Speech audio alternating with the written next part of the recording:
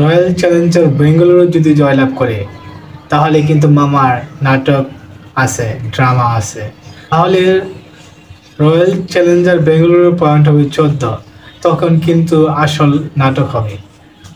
2024 আইপিএলে আরসিবি কি পারবে প্লে অফ নিশ্চিত করতে?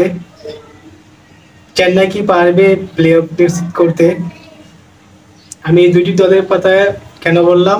এই দুটি দলই 2024 আইপিএলে চতুর্থ দল হিসেবে প্লে অফ কোয়ালিফাই করার চান্স বেশি।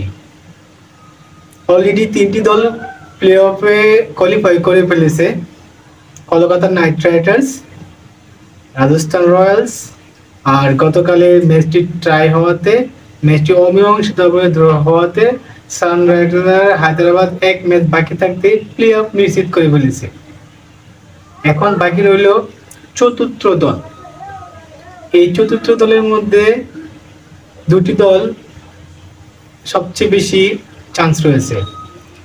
যদি সিএসকে তাদের 14 নম্বর ম্যাচে আরসিবির সাথে যদি সহজে জয়লাভ করে বা অনায়াসে জয়লাভ করে, কোনো সমীকরণ লাগবে না, তাহলে তাদের পয়েন্ট হয়ে যাবে 16।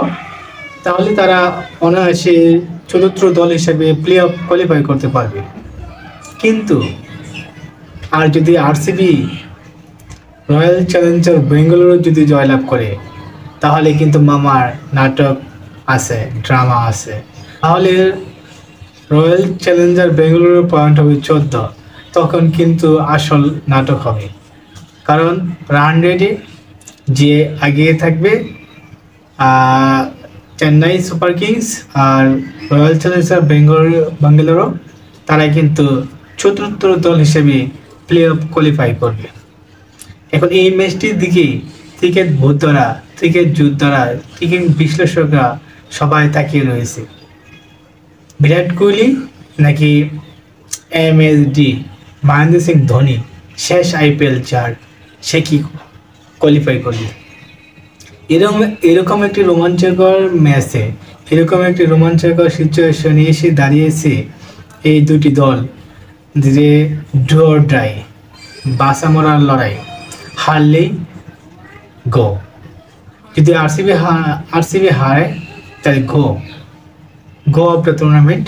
আর যদি আরসিবি জিতে তাহলে কিন্তু রান রেটের একটা সমীকরণ সামনে এসে দাঁড়াবে। আর যদি চেন্নাই জিতে যায়, সিএসকে জিতে যায়, তাহলে তো কোনো কথাই নেই, তাহলে কোনো সমীকরণ নেই, কোনো বাধা নেই, কোনো ক্যালকুলেশন নেই, সোজা প্লে অফে চলে যাবে।